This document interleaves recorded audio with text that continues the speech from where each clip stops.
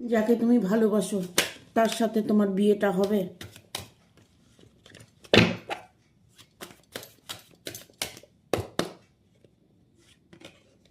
হ্যাঁ, তার সাথেই তোমার বিয়েটা হবে, আর সেটাও ইমিডিয়েট।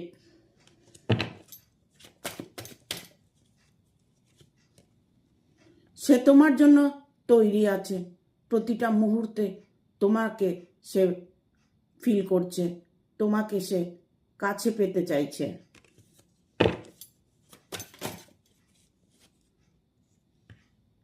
ইমিডিয়েট তোমাদের বিয়েটা হতে চলেছে।